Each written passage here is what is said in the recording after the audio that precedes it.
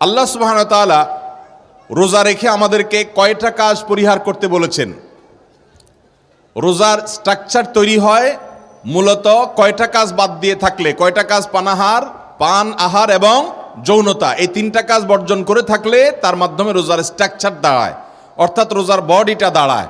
রোজা এটা বলা যায় যদি কোনো ব্যক্তি শবে সাদিক থেকে নিয়ে সূর্য অস্ত যাওয়া পর্যন্ত এই পুরো সময়টা পান আহার যৌনতা এই তিনটা জিনিস যদি সে বর্জন করে চলে, তাহলে সেক্ষেত্রে এই পুরো সময় জুড়ে এই তিনটা জিনিস থেকে সে নিজেকে যদি বিরত রাখতে পারে, এর মাধ্যমে সে রোজাদার, সে সিয়ামকারী, সে সায়েম, সে সওম পালনকারী ব্যক্তি হিসেবে বিবেচিত হবে। যদি কেউ দিনের বেলা খেয়ে ফেলে কিংবা পান করে কিংবা স্ত্রী সহবাস করে ফেলে, তাহলে সেক্ষেত্রে এই ব্যক্তিকে রোজাদার বলা হবে? বলা হবে না।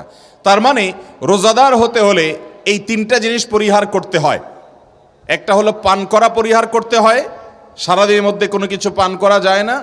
আরেকটা হলো কোনো কিছু খাওয়া যায় না, খাদ্য গ্রহণ এটা থেকে বিরত থাকতে হয়। আর আরেকটা হলো স্ত্রী সহবাস এবং যৌনতা, এটা থেকে বিরত থাকতে হয়। সওম বা সিয়াম যে কোরআনের শব্দ, হাদিসের শব্দ, যেটাকে আমরা রোজা বলি, এই শব্দের মূল যে শব্দ কোরআন হাদিসের ভাষা, সেটা হলো সওম বা কি সিয়াম। এই সিয়াম বা সওম দুইটা একই কথা। এই শব্দের মূল অর্থ হলো বিরত থাকা। সিয়াম শব্দের মূল অর্থ কি ভাই? বিরত থাকা। কোত্থেকে বিরত থাকা? ও যে পান থেকে বিরত থাকা, আহার থেকে বিরত থাকা, যৌনতা থেকে বিরত থাকা। এই তিনটা জিনিস থেকে বিরত থাকার নাম হলো কি? সওম বা সিয়াম। সিয়াম শব্দের অর্থই হলো বিরত থাকা, অর্থাৎ এই তিনটা জিনিস থেকে বিরত থাকা। দুনিয়াতে মানুষ যত অপরাধ করে, মানুষ যত খুন খারাপি করে, মানুষ যত এই দুনিয়াতে মানুষের জন্য ধ্বংসাত্মক কর্মকাণ্ড হতে পারে সেগুলো সম্পাদন করে, সে সমস্ত কাজ করে, এই সবগুলো মূলত করে হলো এই তিনটা জিনিসের কারণে। এটাকে আমরা আরো সংক্ষেপ করে বলতে পারি, দুটি কারণে মানুষ অপরাধ করে প্রধানত। এর একটি হলো খুনবৃত্তি, আর একটা হলো যৌনবৃত্তি। অর্থাৎ একটা হলো পেটের তাড়নায়, অন্য অর্থে বলতে পারি পয়সার জন্য, টাকার জন্য, খাদ্য এবং পানীয়ের জন্য। এগুলোর জন্য মানুষ চুরি করে, ডাকাতি করে, রাহাজানি করে, সন্ত্রাসী করে, চাঁদাবাজি করে, নানাবিধ অপরাধে লিপ্ত হয়। হক হালাল বাছবিচার করে না, পেটের প্রয়োজনে কিংবা টাকার লোভে, যেটাই বলেন। আরেকটা কারণে মানুষ অপরাধ করে অনেক বেশি সারা পৃথিবী জুড়ে, সকল যুগে, সকল সময়, সকল সমাজে, সেটা হলো যৌনবৃত্তির জন্য। অর্থাৎ যৌন আকাঙ্ক্ষা চরিতার্থ করতে গিয়ে মানুষ জেনা, ব্যভিচার, খুন খারাপি, মাদক, নানান অপরাধে জড়িয়ে পড়ে। তাহলে মৌলিকভাবে মানুষ যে বিভিন্ন অপরাধে জড়িয়ে পড়ে, এর প্রধান কারণ হলো দুটি। এর একটি হলো এই খুনবৃত্তি, আর একটা হলো যৌনবৃত্তি। তার মানে একটি হলো পেটের ক্ষুধা নিবারণের জন্য, অন্য অর্থে বলতে পারি পয়সা কড়ির জন্য, আরেকটা হলো যৌন আকাঙ্ক্ষা পূরণ করার জন্য। এই দুই কারণে মানুষ কি করে? অপরাধ সারা পৃথিবীতে করে। আল্লাহ সুবহানাহু ওয়া তাআলা আমাদের মহান মালিক, আমাদের খালিক, আমাদের সৃষ্টিকর্তা, তিনি জানেন যে এই দুইটি জিনিসকে যদি কেউ নিয়ন্ত্রণ করতে পারে, তাহলে সে দুনিয়ার মানুষের কাছে মানুষ হতে পারে, সে আদতে ফেরেশতার মতো ভালো মানুষ হবে।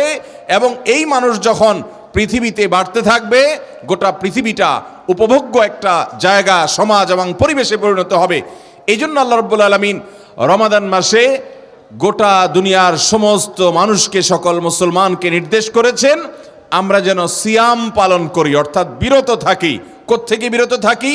ওই যে পান আহার এবং যৌনতা থেকে বিরত থাকার প্রশিক্ষণ যেন আমরা গোটা মাস জুড়ে নেই, যাতে করে এই বিরত থাকার ট্রেনিং নিয়ে আমরা আমাদের সামগ্রিক জীবনে আমরা যেন বিরত থাকার সবক নিতে পারি, বিরত থাকার অভ্যাস গড়ে তুলতে পারি। এর মাধ্যমে কি হবে? ওই যে খুনবৃত্তির প্রয়োজন দেখা দিয়েছে, টাকার লোভ আমার কোথাও হয়েছে, আমার কখনো যৌন আকাঙ্ক্ষা মিটাবার চাহিদা চরিতার্থ করার নেশা আমার মধ্যে জাগ্রত হয়েছে, এরকম যদি হয়, তাহলে সেই পরিস্থিতি থেকে বাঁচবার জন্য, সেটা থেকে রক্ষা পাওয়ার জন্য আল্লাহ রাব্বুল আলামিন আমাদেরকে একটা প্রশিক্ষণের ব্যবস্থা করেছেন। আজ গোটা দুনিয়াতে যে ভোগবাদী সভ্যতা প্রতিষ্ঠিত হয়েছে, ভোগবাদী এই সমাজ ব্যবস্থায়, ভোগবাদী এই দুনিয়ায় মানুষকে শুধু ভোগ করতে উৎসাহ দেয়। সকল মিডিয়া, সকল আয়োজন মানুষ কিভাবে ভোগবাদী হবে, কত বেশি ভোগী হবে, সেটার আয়োজন, সেটার ব্যবস্থাপনা শুধুমাত্র থাকে সেগুলোতে। আর ইসলাম মানুষকে ত্যাগ করতে শেখায়, নিয়ন্ত্রণ করতে শেখায়। ভোগ করার জন্য যোগ্যতার প্রয়োজন হয় না, পশু পাখিও ভোগ করতে জানে। ত্যাগ করার জন্য, স্যাক্রিফাইস করার জন্য, আত্মনিয়ন্ত্রণ করার জন্য মানুষকে আল্লাহ রাব্বুল আলামিনের কাছ থেকে তাকওয়ার ট্রেনিং নিতে হয়, সিয়ামের কাছ থেকে তাকওয়ার ট্রেনিং নিতে হয়, নিয়ে মানুষকে নিজেকে নিয়ন্ত্রণ করা শিখতে হয়। গোটা পৃথিবীতে আজ লাগামহীনতার এক জোয়ার চলছে। আল্লাহ রাব্বুল আলামিন চান আমরা আমাদের চাহিদার লাগামটাকে যেন টেনে ধরতে শিখি। সিয়াম আমাদেরকে সেই প্রশিক্ষণ দিয়ে থাকে। মোহতারাম হাজরিন, আপনি যখন রোজা রাখেন, রোজা রাখা অবস্থায় আপনার ক্ষুধা লেগেছে, আপনার পিপাসা পেয়েছে, আপনার হালাল টাকায় কেনা খাবারও আছে, হালাল টাকায় কেনা পানিও আছে, এদিকে আপনার ক্ষুধাও লাগছে, তৃষ্ণাও লাগছে। আপনি এমন কোনো রুমে আছেন যে রুমে অন্য কোনো মানুষও নাই, কেউ দেখছেও না। এই অবস্থায় কোনো রোজাদার ব্যক্তি কি খায়, পান করে? কেন? কারণ আল্লাহ রাব্বুল আলামিন রোজা রাখা অবস্থায় তাকে খাওয়া এবং পান করা, এই দুইটা জিনিসকে আল্লাহ তাআলা নিষেধ করেছেন, এই জন্য সে খায় না। একটা লোক আপাদমস্ত চিটার, বাটপার, প্রতারক, সবার সাথে দুই নম্বরই করে, সবার সাথে মিথ্যা কথা বলে, যখন তখন মিথ্যা কথা বলে, এই রকম চরিত্রের মানুষটাকেও দেখবেন রোজা রেখে অন্তত রোজার সাথে আল্লাহর সাথে দুই নম্বরিটা করে না। একটা আস্ত চোর, ডাকাত, বাটপার, দুর্নীতিবাজ, ঘুষখোর, সুদখোর, মদখোর, গাঁজাখোর, যত রকমের হারামখোর হতে পারে, এই মানুষটাও যদি রোজা রাখে, সে কি লুকায় লুকায় তার বাসায় গিয়ে কোনো একটা রুমে দরজা বন্ধ করে পানি খাবে, জুস খাবে, কোনো কিছু খাবে? কেন খায় না? আল্লাহর ভয়ে খায় না। কারণ সে জানে আমি যে আল্লাহর জন্য রোজা রাখছি, এই বদ্ধ ঘরের মধ্যেও আল্লাহ আমাকে দেখছেন, বিধায় আল্লাহর কাছ থেকে লুকাবার কোনো সুযোগ নাই, সেজন্য সে খায় না, পান করে না। মোহতারাম হাজরিন, একটু লক্ষ্য করেন যে একজন মানুষ রোজা রেখে তিনি পান আহার করছেন না, তিনি যৌন আকাঙ্ক্ষা পূরণ করছেন না, চাহিদা পূরণ করছেন না, আল্লাহর ভয়ে, কেউ দেখছে না, তারপরেও তিনি সেটা করছেন না, এবং সেটা আল্লাহর ভয়ে নিজেকে নিয়ন্ত্রণ করছেন। এর মাধ্যমে মূলত যে একজন আপাদমস্তক চিটার, বাটপার মানুষটাও যদি রোজা থাকে, রোজা রেখে সে কি চিটারি করে? এই জন্য আল্লাহ রাব্বুল আলামিন হাদিসে কুদসিতে বলেছেন, আস-সাওমু লি ওয়া আনা আজজি বিহি, রোজার ইবাদতটা বান্দা একান্ত আমার জন্য রাখে এবং এটাতে কোনো চিটারি বাটপারি কেউ করে না, ইখলাসের সাথে রাখে, মানুষের সামনেও রোজা রাখে, মানুষের অগোচরেও রোজা রাখে, পানাহার করে না। তো রোজা যেহেতু বান্দা আমার জন্য রাখে, আল্লাহ সুবহানাহু ওয়া তাআলা হাদিসে কুদসিতে বলেছেন, ওয়া আনা আজজি বিহি, আমি নিজে রোজার পুরস্কার প্রতিদান দান করব। ভাইরা আমার, এই রোজা আমাদেরকে কিভাবে মুত্তাকি বানায়, সুবহানাল্লাহ, অবাক করা বিষয়। আপনি রমজানের দিনের বেলায় খাবার আপনার সামনে আছে, পানীয় সামনে আছে, কেউ দেখছে না, আবার এদিকে আপনার চাহিদাও আছে, তারপরও আপনি খাচ্ছেন না, আপনি পান করছেন না। ঘুষখোর অফিসার, সেও রোজা রেখে ওই ক্লায়েন্টের কাছ থেকে ঘুষ ঠিকই খায়। সুদখোর, সে ঠিকই ঋণ দিয়ে সুদ খায়, কিন্তু রোজা রেখে যতই ক্ষুধা লাগুক সে কিন্তু কিছু খায় না, যতই পিপাসা লাগুক সে কিন্তু কিছু পান করে না। এর মানে কি? এর মানে হলো এই রোজা তাকে শিখাচ্ছে, রোজা তাকে একটা কথা বলছে, একটা বার্তা দিচ্ছে। কি? রোজা বলছে, ও রোজাদার, তোমার জন্য এই পানি পান করা হারাম না, এটা হালাল পানি, তুমি হালাল টাকা দিয়ে কিনছো। তোমার সামনে যে খাবার আছে এটা কোনো শূকর কুকুরের গোশত না, এটা গরুর গোশত, এটা হালাল, এবং তুমি হালাল টাকা দিয়ে কিনে এনেছো। তোমার এই হালাল খানা, হালাল পানীয়টা পর্যন্ত তুমি গ্রহণ করছো না, যে আল্লাহর ভয়ে, কেউ দেখছে না, তারপরও তুমি খাচ্ছ না, পান করছো না, যে আল্লাহর ভয়ে। এই রোজা, এই সিয়াম তোমাকে বলছে, ও আল্লাহর বান্দা, তোমার সামগ্রিক জীবনে, পুরো জীবনে তোমার বিভিন্ন সময় এরকম অনেক হারাম কাজ, অনেক গুনাহের কাজ, অনেক অবৈধ কাজ, অনেক নিকৃষ্ট লোভনীয় কাজ করার প্রয়োজন দেখা দেয়, তোমার মনে চায় ওই কাজটা করতে, তোমার মনে চায় ঘুষ খেতে, তোমার মনে চায় সুদ খেতে, তোমার মনে চায় বড়লোক হওয়ার জন্য হারাম পথে যেতে, তোমার মনে চায় জেনার দিকে পা বাড়াতে, তোমার মনে চায় হারাম রিলেশন করতে, তোমার মনে চায় কোথাও বদমেজাজ হয়েছে, মাথা গরম হয়েছে তো একজনকে দুইটা গালি দিতে, তোমার মনে অনেক কিছু এরকম চায়।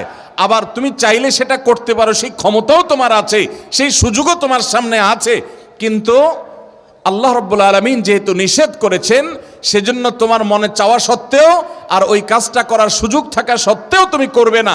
এই শিক্ষাটা, এই বার্তাটা প্রতিদিনের রোজা, প্রতিদিনের সিয়াম, প্রতি বছরের সিয়াম প্রতিবার আমাদেরকে দিয়ে যায় যে বান্দা, তোমার পান, তোমার আহার, তোমার যৌনতা এগুলো বর্জন করার মধ্যে আল্লাহর কোনো স্বার্থ নাই, আল্লাহর কোনো লাভ নাই, আল্লাহর কোনো ঠেকা পড়ে নাই। আল্লাহ তোমাকে শেখাতে চাচ্ছেন যে তুমি পান আহার বর্জন করেছো, তুমি যৌনতা বর্জন করেছো, তোমার হালাল বৈধ স্ত্রীর সাথে সহবাস এটা থেকে তুমি বিরত থাকছো, তোমার হালাল খানা হালাল পানীয় তুমি গ্রহণ করছো না, যে আল্লাহ তাআলা নিষেধ করেছেন তার ভয়ে মানুষের সামনেও করছো না, পেছনেও করছো না, তোমার ক্ষুধা থাকলেও করছো না, ক্ষুধা না থাকলেও করছো না। অতএব তোমার কাছে ঘুষ খাওয়ার সুযোগ আসবে, তোমার কাছে সুদ খাওয়ার সুযোগ আসবে, তোমার কাছে হারাম করার সুযোগ আসবে, মাস্তানি করার সুযোগ আসবে, গুন্ডামি করার সুযোগ আসবে, ক্ষমতার অপব্যবহার করার সুযোগ আসবে, দাপট দেখানোর সুযোগ আসবে, অন্যায় করার সুযোগ আসবে, এবং তোমার মনেও চাইবে। কিন্তু তুমি যদি ইমানদার হও, তোমার রোজা কিন্তু তোমাকে শিক্ষা দিয়ে গেছে যে আল্লাহর ভয়ে তুমি হারামের পথে পা বাড়াবা না। যেভাবে আল্লাহর ভয়ে তুমি পান করো নাই, আল্লাহর ভয়ে তুমি আহার করো নাই, আল্লাহর ভয়ে তুমি যৌনতা বর্জন করে চলেছ, ঠিক একইভাবে তোমার সামগ্রিক জীবনে সকল হারাম কাজ থেকে বেঁচে থাকবে। এই শিক্ষাটাই তোমাকে রমজান দিয়ে থাকে, এই শিক্ষাটাই তোমাকে রোজা দিয়ে থাকে। মোহতারাম হাজরিন, সৈয়দ আবুল হাসান আলী আন-নদভী রহমতুল্লাহি আলাইহি ভারতবর্ষের অনেক বড় একজন মনীষী ছিলেন। মুসলিম বিশ্বের নোবেল খ্যাত বাদশাহ ফয়সাল অ্যাওয়ার্ড পুরস্কার তিনি প্রাপ্ত হয়েছেন। মাত্র 17-18 বছর বয়সে মাজা খাসিলার আলম বিন হাতাতুল মুসলিমিন নামক বই, মুসলমানদের পতনে পৃথিবীর কি ক্ষতি হলো, বিশ্ববাসীর কি ক্ষতি হলো, এই বই লিখে গোটা আরব দুনিয়া মাত করে দিয়েছেন। এরকম একজন ক্ষণজন্মা মনীষী ছিলেন সৈয়দ আবুল হাসান আলী আন-নদভী রহমতুল্লাহ আলাইহি। তিনি রমজানের রোজা সম্পর্কে বলতে গিয়ে চমৎকার একটা বিষয় তুলে ধরেছেন। তিনি বলেছেন, রোজার দর্শন বোঝার জন্য আমাদেরকে বুঝতে হবে আমাদের জীবনে দুই ধরনের রোজা আছে। কয় ধরনের রোজা? দুই ধরনের রোজা আছে। একটা রোজা হলো আয়তনে ছোট, আরেকটা রোজা হলো আয়তনে অনেক বড়। আয়তনে ছোট রোজাটা হলো রমজানের রোজা, যেটা 12 ঘন্টা, 14 ঘন্টা, 16 ঘন্টা এক এক অঞ্চলে এক এক আপনার টাইমিং থাকে, সে অনুপাতে সূর্য ডুবা ওঠার সময়ের উপর নির্ভর করে কম বেশি হয়। বাকি এরকমই হয় যে 12, 14, 16, 18 এরকম ঘন্টা হয়। এটা হলো রমজানের রোজা। আমাদের জীবনে আরেকটা রোজা আছে, যেই রোজাটা এই 12, 14 আর 16 ঘন্টার না, সেই রোজাটার আয়তনটা হলো অনেক বিশাল। সেটার আয়তনটা হলো 60 বছর, 70 বছর, 50 বছর, 45 বছর, এক একজনের জন্য এক এক রকমের টাইমিং, যে যতদিন হায়াত পায়। গোটা জীবনটা একটা রোজা, আর রমজানের প্রতিদিনের রোজা একটা রোজা। এটা ছোট রোজা, ওইটা বড় রোজা। আল্লাহ রাব্বুল আলামিন আমাদেরকে ছোট রোজা দিয়েছেন যাতে বড় রোজা কিভাবে রাখতে হয় সে ট্রেনিং, সে প্রশিক্ষণ, সে শিক্ষা, সে দার্স, সে বিষয়টি যেন আমরা এখান থেকে শিখতে পারি। এই জন্য আল্লাহ তাআলা আমাদের রমজানের রোজা দিয়েছেন। রমজানের রোজার সাথে জীবনের রোজার মিল এবং কিভাবে দৃষ্টান্ত এবং উপমা মিলে যায়, আলী মিনাদ রহমতুল্লাহ আলাইহি বলেছেন যে রমজানের রোজা শুরু হয় সুবহে সাদিক শুরু হলে। রমজানের রোজা শুরু হয় কখন? সুবহে সাদিক যখন শুরু হয়, অর্থাৎ ফজরের ওয়াক্ত যখন শুরু হয়, তখন রমজানের রোজা শুরু হয়। জীবনের রোজা শুরু হয় কখন? মানুষ যখন বালেগ হয়, প্রাপ্তবয়স্ক হয়, তার আগ পর্যন্ত মানুষের জীবনে কোনো হালাল হারাম কিছু আছে? একটা বাচ্চা মানুষের জীবনে হালাল হারাম থাকে কোনো? জীবনের রোজা শুরু হয় মানুষ বালেগ হলে, আর রমজানের রোজা শুরু হয় সুবহে সাদিক হলে, ফজরের ওয়াক্ত হলে। রমজানের রোজা শেষ হয় সূর্য ডুবে গেলে, আর জীবনের রোজা শেষ হয় জীবনের সূর্য ডুবে গেলে।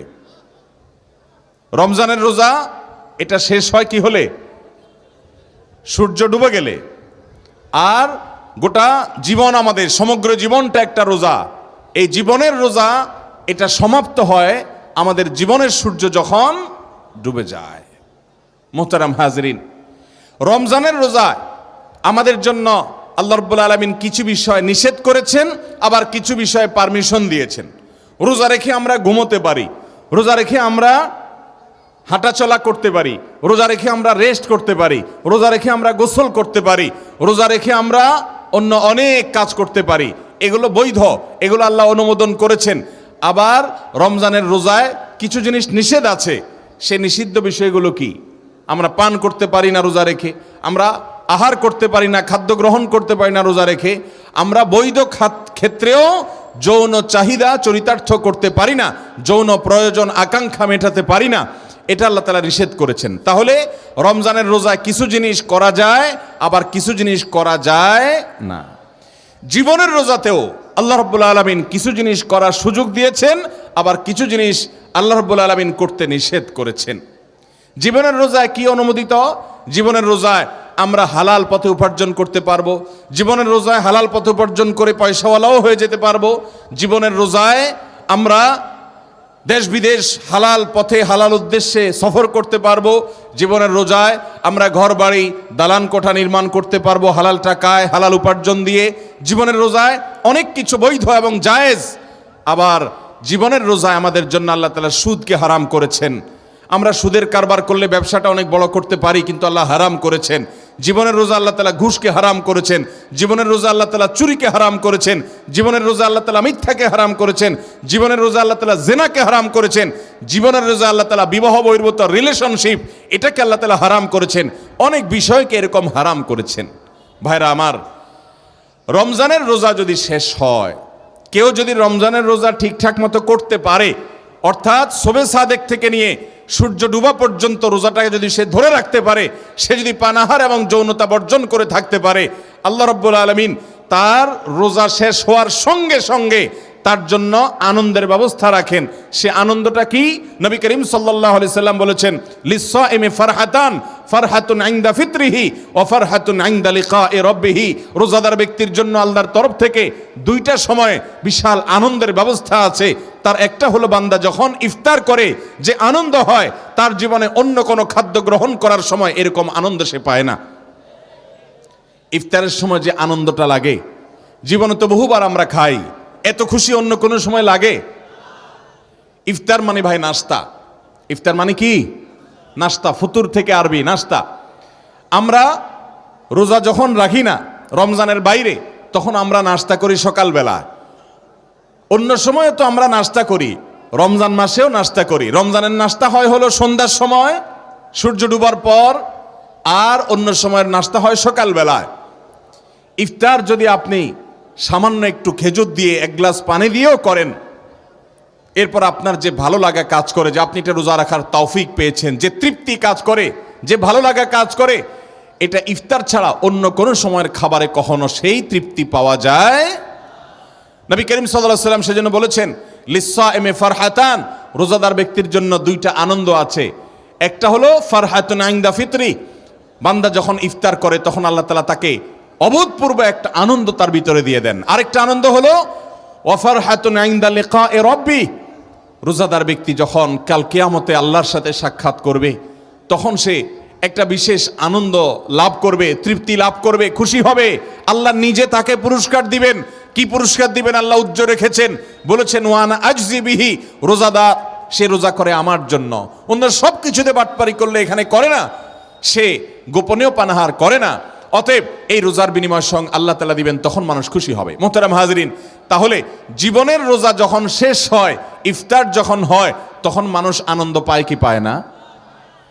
ঠিক একইভাবে এটা হলো রমজানের রোজা। রমজানের রোজা যখন শেষ হয় তখন মানুষ আনন্দ পায়। আমাদের জীবনের রোজা যখন শেষ হবে জীবনের সূর্য ডুবার মাধ্যমে, তখনও আল্লাহ তাআলা আমাদের জন্য আনন্দের ব্যবস্থা রাখছেন না রাখেন নাই? কিভাবে রাখছেন? জীবনের সূর্য যখন ডুবে যায়, কোনো ব্যক্তি যদি জীবনের রোজাটা ঠিক মতো রাখতে পারে, অর্থাৎ আল্লাহর প্রতি ঈমান আনে, তাকওয়ার উপরে চলে, হারামকে না বলার মতো ঈমানি শক্তি নিয়ে জীবনে যদি চলতে পারে, মুত্তাকি হয়ে যদি জীবনটাকে কাটাতে পারে, এই লোকটার জীবন শেষে তার জীবনের সূর্য ডুবে যাওয়ার পর, জীবনের রোজা শেষ হওয়ার পর আল্লাহ রাব্বুল আলামিন কোরআনে কারিমে একাধিক জায়গায় আমাদেরকে জানিয়েছেন যে ইন্নাল্লাযীনা ক্বালু রাব্বুনাল্লাহ সুম্মা ইসতাকামু তাতানাজ্জালু আলাইহিমুল মালাইকা, আল্লাহ তাআলার পক্ষ থেকে ফেরেশতারা আসেন জীবনের সূর্য ডুবার সময়, এসে আল্লাহর এই বান্দা যে জীবনের রোজা রাখতে পারছে, হারাম থেকে বাঁচছে, আল্লাহর ফরজ কাজগুলো করছে, তাকে ওয়েলকাম করার জন্য ফেরেশতারা আসে এবং মৃত্যুর সঙ্গে সঙ্গে জান্নাতি নেয়ামত দিয়ে তাকে পরিপূর্ণ করে, জান্নাতের সাথে কানেকশন শুরু হয়। জীবনের রোজা রাখতে গিয়ে তার অনেক কষ্ট করতে হয়েছে, কারণ সুদের কারবার করে না দেখে ব্যবসাটা বড় করতে পারে নাই, রিলেশনশিপ করে না দেখা অনেক ভালো মেয়ে মিস করেছে, অনেক ভোগ উপভোগকে সে ত্যাগ করতে হয়েছে, সে ঘুষ খায় না দেখে বড়লোক হতে পারে নাই, প্রমোশনটা হয় নাই, কাজটা তার হয় নাই, এরকম অনেক বিপদে সে পড়েছে, অনেক কষ্ট সে করেছে, তারপরও সে রোজাটা ঠিক মতো রেখেছে, অর্থাৎ জীবনের রোজা সে ভাঙে নাই, সে তাকওয়া ধরে রাখছে। তার জীবনের সূর্য যখন ডুবে গেছে, আল্লাহ তাআলার ফেরেশতারা এসে তাকে অভিবাদন জানানো শুরু করেছে। ঠিক যেমন রমজানের রোজা যদি কেউ ভালোভাবে রাখতে পারে, তার নেয়ামত যেমনভাবে হয়। এই জিনিসটা বোঝার জন্য আরেকটা উপমা লাগবে। আমরা আমাদের পরিবারগুলোতে, মুসলমান পরিবারগুলোতে আমাদের ছোট ছোট ছেলে মেয়েরা যখন রমজান মাসে রোজা রাখে, এই রোজা রাখার পর দেখবেন ছেলে মেয়ে সবাই তো একরকম হয় না, কিছু কিছু ছেলে মেয়ে আছে যত কষ্ট হয় হোক সে রোজা রাখবেই রাখবে, আছে না নাই?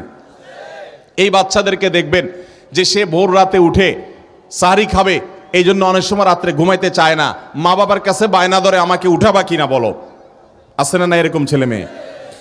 মা বাবা যদি উঠায় সাহরি খাওয়ায়, দুই ভাই ধরেন, দোনো ভাইকে উঠাই দিছে মা বাপ, দোনোজন রাতে সাহরি খাইছে, সাহরি খাওয়ার পর সকাল 10টা 11টা 12টা 1টা যখন বাজে, বেলা যখন আস্তে আস্তে গড়াতে থাকে সামনের দিকে, এর মধ্যে একটা ছেলে সে তার চেহারাটা আস্তে আস্তে ফ্যাকাশে হতে থাকে, মুখটা শুকাইতে থাকে, ক্ষুধা বাড়তে থাকে, পিপাসা বাড়তে থাকে, বাচ্চা মানুষ দৌড়াদৌড়ি ছুটাছুটি করে, ক্ষুধাও বেশি লাগে, পিপাসাও বেশি লাগে, অস্থিরতাও লাগে। মা বাপ দেখে, দাদা দাদি দেখে যে বাচ্চাটার চেহারা আস্তে আস্তে শুকায় যাচ্ছে, তখন তাকে যদি বলে যে তুমি তো ছোট মানুষ, রোজা ভেঙে ফেলো, তো কিছু কিছু বাচ্চা আছে বলে না আমি রোজা ভাঙবো না, আছে না নাই? আবার কিছু বাচ্চা আছে যে বলাও লাগে না, তার আগেই বলে না আমি রোজা রাখবো না। মা বাপ যদি বুঝায়, দাদা দাদি যদি বুঝায় যে আর একটু সবর করো, বলে না আমার আর কষ্ট সহ্য হচ্ছে না, আমার খানা দাও। এরকম কিছু বেসবর পোলাবেন আছে না নাই? যদি 10টা 11টা 12টা বা 1টা 2টা বাজে, ওই দুই ভাইয়ের মধ্যে বেসবর ভাইটা রোজাটা ভেঙে ফেলে, তাহলে সে ভেঙে ফেললে তার ক্ষুধা দূর হয়ে যাবে, তার পিপাসা দূর হয়ে যাবে, সে খাবে পান করবে, এটা ঠিক, সে একটু সুখ পাবে। আর যে রোজা রাখবে সে কিন্তু কষ্ট করবে, তার কিন্তু সুখ হবে না, ঠিক না বে ঠিক? কিন্তু যে রোজা ভাঙে সে কি পায়? মুসলমানের ঘরে দুপুরে 10টা 11টা 12টা বাজে কি ধরনের খানা থাকে বলেন? আমার প্রশ্ন বুঝেন না আপনারা? মুসলমানের ঘরে রমজানে দিনের বেলায় 12টা 1টা বাজে কি খানা থাকে? রাত্রে বেলায় যে ভাতগুলো বেঁচে গেছে, পানি ঢেলে দেওয়া হয়েছে, পান্তা ভাত থাকে বা বাসি ভাত থাকে। তরকারি কি থাকে বলেন? মাছের ভালো ভালো টুকরাগুলা পেটির পেটি সব শেষ হয়ে লেঞ্জা, কাঁটা, মাথা, কান, এ জাতীয় যেগুলা থাকে বাসা সেগুলো থাকে, ঠিক না বে ঠিক? ভালোগুলো তো সব সারিতে খেয়ে ফেলে। গোস্ত যদি রান্না হয় তাহলে ভালো ভালো গোস্তগুলা সব শেষ হয়ে হাড্ডি টাড্ডি, ঝোল টোল এগুলা থাকে। যেই ছেলেটা সবর নাই, তার বেসবর হওয়ার কারণে রোজা সে ভেঙে ফেলছে, না রোজা ভেঙেই ছাড়বে, সে রাখতে পারবে না, তার ধৈর্যে কুলাইলো না, আর সে রোজা ভেঙে ফেললো, সে কিন্তু খায়, তার ক্ষুধা কিন্তু দূর হয়, তার তৃষ্ণা কিন্তু মিটে যায়, কিন্তু সেটা মিশে হলো ওই বাসি ভাত দিয়ে আর বাসা তরকারি দিয়ে, ঠিক না বে ঠিক? রোজা ভাঙতে গেলে কি মা বাপ তার জন্য 5 পদের শরবত বানায় বসে? কারণ রোজায় ভাঙে ফেলবি যখন, তো বাসি টাসি খেয়ে কোনো রকম যান বাসা, ঠিক না বে ঠিক? আর যেই ছেলেটা কষ্টমষ্ট করে রোজাটা রাখে, খেয়াল করেন, রোজাটা রাখার পরে এই বেচারা যখন বিকাল 3টা 4টা পার হয়, চেহারাটা আরো শুকায় যায়, মুখটা ছোট হয়ে আসে, ছোট মানুষ আর পারে না, কষ্ট হয়ে যায়। একবার দাদার কাছে যায়, একবার দাদির কাছে যায়, একবার মার কাছে যায়, একবার বাবার কাছে যায়, সবাই শুধু আদর করে। দাদা বলে, দাদা ভাই এই তো শেষ, আর অল্প, আসরের আজান হয়ে গেল, এরপরে দেখতে দেখতে মাগরিব হয়ে যাবে, একটু কষ্ট করো। দাদির কাছে গেলে বলে, দাদি যাও মসজিদে যেতে যেতে দেখবা আস্তে আস্তে মাগরিব রক্ত হয়ে গেছে, এই তো শেষ, আর অল্প একটু। এরপর আস্তে আস্তে মা ইফতার বানানো শুরু করে, ছোলা পেঁয়াজি বেগুনির গ্রান বাইর হতে থাকে, শরবতের গ্রান আসতে থাকে। যে ছেলেটা রোজা রয়েছে কষ্ট করে, এতক্ষণ কষ্ট করছে, এখনো মুখটা শুকনা, এখন আস্তে আস্তে ইফতার যখন রেডি হয়ে গেছে টেবিলে, সবাই চারপাশে বসছে, যে ছেলেটা রোজা আছে ওকে আদর করে একবার দাদা কোলে নেয়, একবার দাদি কোলে নেয়, একবার মায়ে কোলে নেয়, একবার বাপে কোলে নেয়, আর যেটা রোজা ভেঙে ফেলছে ওইটারে কে কোলে নেয়? কেউ কোলে নেয়? ওইটার অবস্থা কি হয়? কি হয় আমি বলি। ওইটার অবস্থা হয় হলো, ধরেন যদি গ্রামের পরিবেশ হয়, তো ওইটাকে সে যখন দেখে, হায় রে আজকে তো খাবারের টেবিলে দেখা যাচ্ছে 4-5 পদের শরবত, প্রতিদিন এত শরবত হয় না, যেহেতু আজকে ওই যে বাচ্চাটা রোজা আছে এই জন্য মা বাড়ায়রা বানাইছে, দাদা বাহির থেকে আরেক আইটেম নিয়ে আসছে, বাপে আরেক আইটেম নিয়ে আসছে, আজকে তো খাবার আর খাবারের পর্ষা গ্রান গ্রান আর গ্রান মোহিত হয়ে যাচ্ছে, গ্রানের সৌরভে, খাবারের সৌরভে গ্রানে মোহিত হয়ে গেছে। যেটা রোজা ভেঙে ফেলছে আশেপাশে যদি গুড়গুড় করে, বসা তো পরের কথা, আশেপাশে যদি গুড়গুড় করে, দাদা এক ধমক দেয়, দাদি এক ধমক দেয়, তোর এখানে কি, হাঁস মোরগ ধর,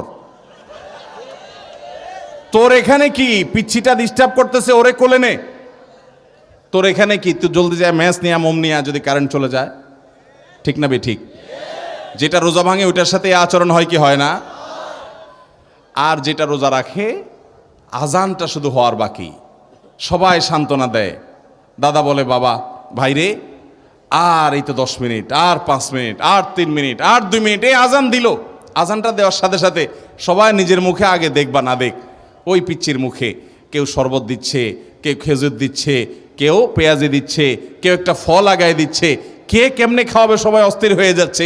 সবাই আদর করে শুধু খাওয়ায় আর খাওয়ায়, আনন্দ আর আনন্দ, আদর আর আদর, যত্ন আর যত্ন, কদর আর কদর হতে থাকে পিচ্চির। আর ওই যে পিচ্ছিটা রোজা ভেঙে ফেলছে, ওই বেচারা মুরগির পিছে পিছে, খোয়াড়ের পিছে পিছে, হাঁসের পিছে পিছে, দোকানে ম্যাচ আনতে গিয়ে, কিংবা আপনার ওই সে মোমবাতি আনতে গিয়া, কিন্তু কিংবা ছোট বাচ্চাটা দুধের বাচ্চাটা লাত্তি খাইতে খেতে শেষ। ঠিক না বে ঠিক? যেটা রোজা আছে এই বাচ্চাকে সবাই খাওয়াইতে খাওয়াইতে খাওয়াইতে, ও যখন বলছে না আর পারবো না, আর খাবো না, এবার সবাই নামাজ কালাম পড়তে গেলে, যেটা এতক্ষণ পর্যন্ত পিচ্চির লাত্তি খাইছে, হাঁস মোরগের পিছনে পিছনে দৌড়াইছে, ওইটা এবার সবাই খাইয়া যাওয়ার পরে টেবিলে বাসা যেগুলো আছে সেগুলো হালকা পাতলা, ওই দুপুরে একবার বাসিটা খাইছে, এখন আবার বাসাটা তার কপালে পড়ে। ঠিক না বে ঠিক?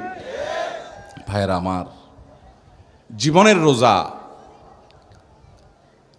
রোজা রাখতে গিয়ে মানুষ এরকম 2 ভাগে বিভক্ত হয়।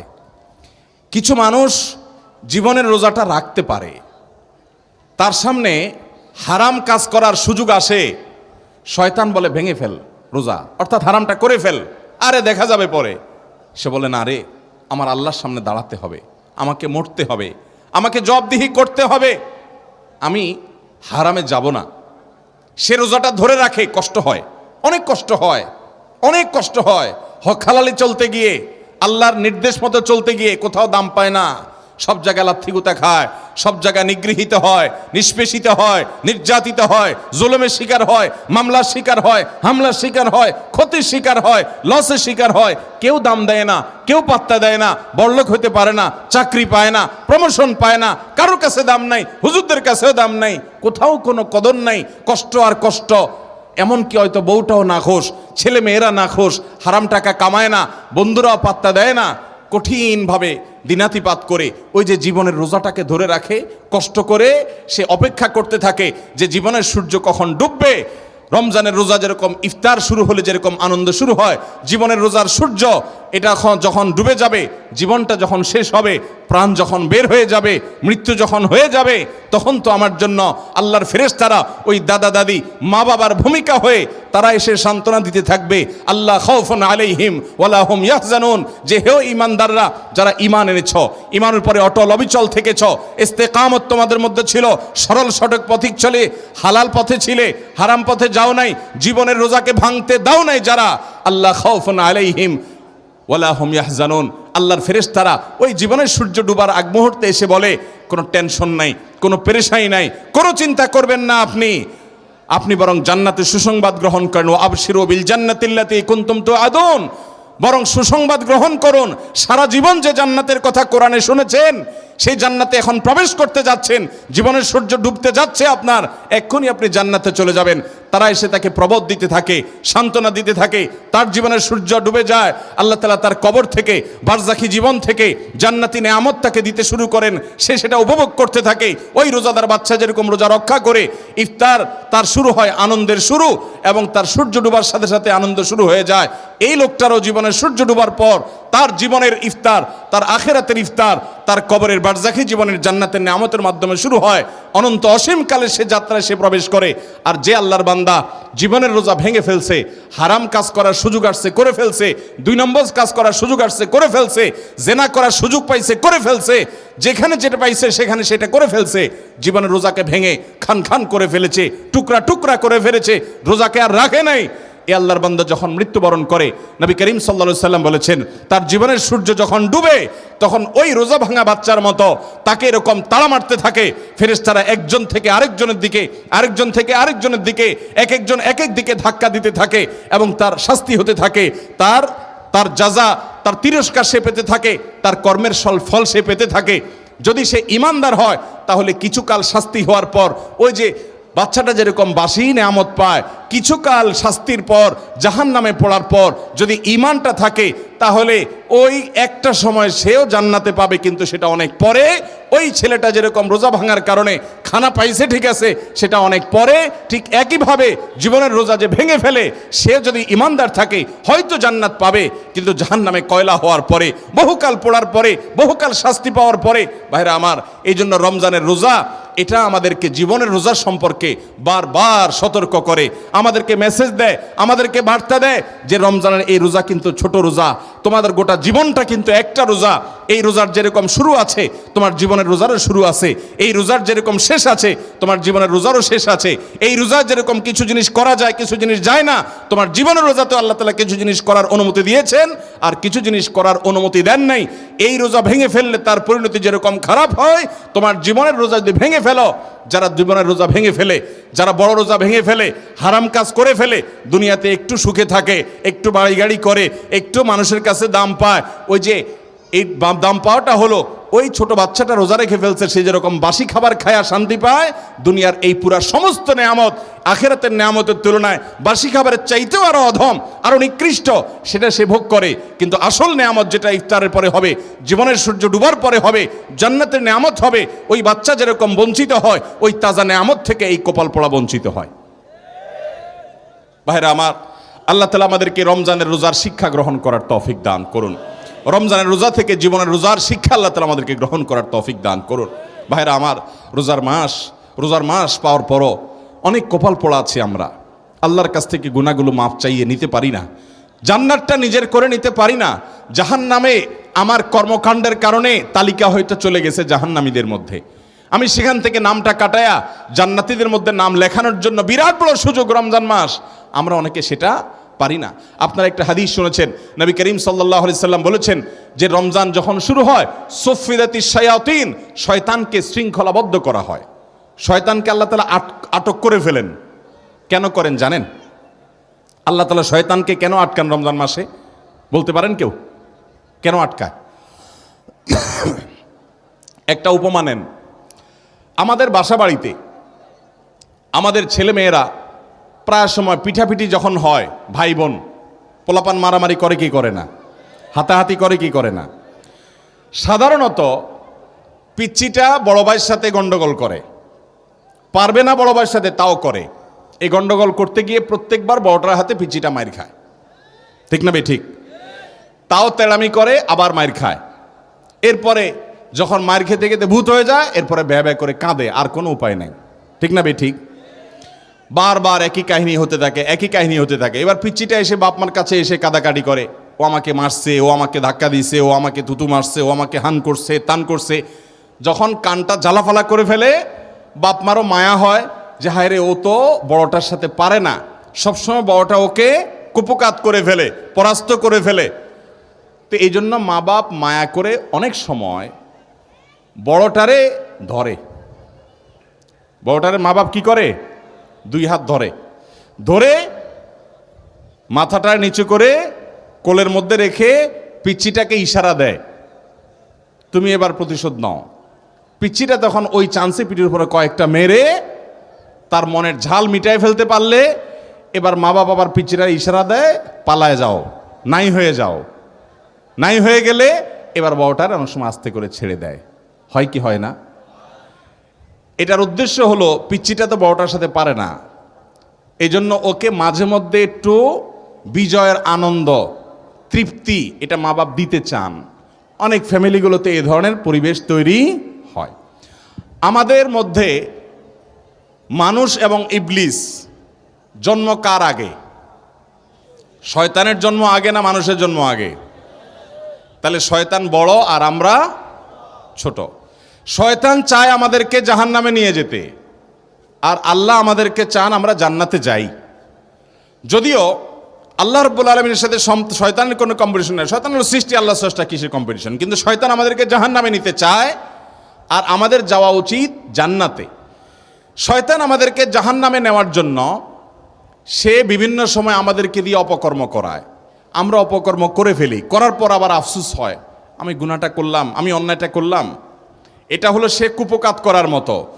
ভারতের এক কবি বলেছেন, আরে এ কুস্তি তো হয় অমর ভর কি, কবি ও দাবালে কবি তু দাবালে। শয়তানের সাথে তোমার লড়াইটা হলো সারা জীবনের। কখনো শয়তান তোমাকে কুপকাত করবে, আবার তওবা করে আল্লাহকে খুশি করে তুমি শয়তানকে কখনো কুপকাত করবা। এই লড়াই তো সারা জীবনের। এই লড়াইয়ে বেশিরভাগ সময় শয়তান জিতে না আমরা জিতি? আপনারা জিতেন, তাহলে তো সব ফেরেশতা, তাহলে তার ওয়াজ নসিহতেরই দরকার নাই। শয়তানের সাথে লড়াইয়ে বেশিরভাগ বার শয়তান জিতে না বেশিরভাগ বার আমরা জিতি? শয়তান তার কাজ, শয়তানি কাজ আমাদের দিয়ে বেশি করায় ফেলায় না? তওবা যদি আমি 2 বার করি, ও গুনাহ 10 বার করায়, ঠিক না ঠিক? তো আমরা শয়তানের সাথে পারি না।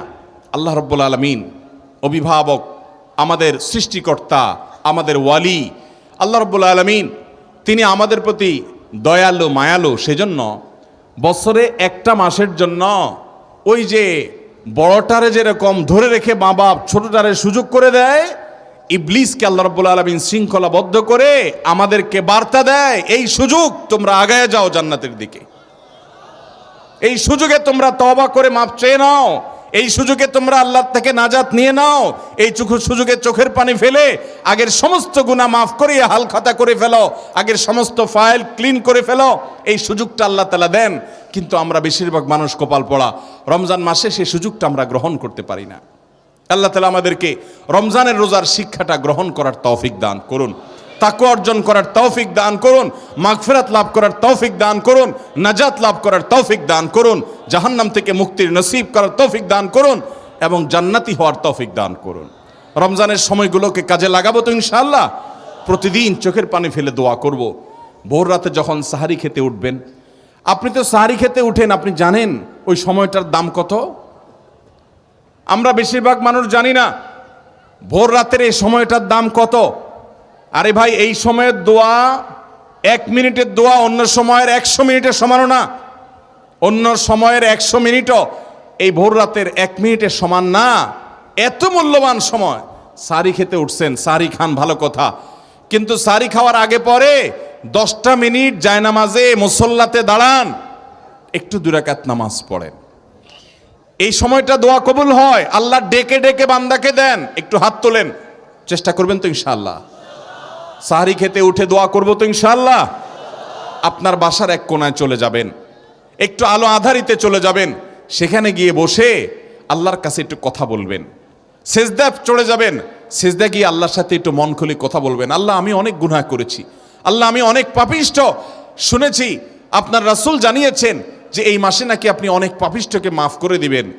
আল্লাহ, আপনি নাকি অনেক জাহান্নামে যাদের নাম চলে গেছে, জাহান্নামী তালিকাভুক্ত, তাদেরকে মুক্ত করে জান্নাত দিয়ে দিবেন, আপনি নাকি ওয়াদা করেছেন। আল্লাহ, আমাকে একটু তাদের মধ্যে শামিল করে দেন। আল্লাহ, আপনি দিলে আপনার কোনো অভাব হবে না।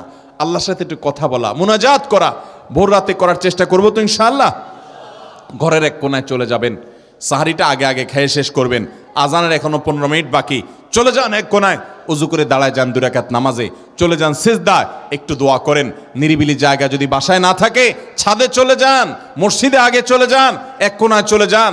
এই সময়ের 10টা মিনিট অন্য সময়ের ঘন্টাকে ঘন্টার চাইতে মূল্যবান। চেষ্টা করব তো ইনশাআল্লাহ। ভাইরা আমার,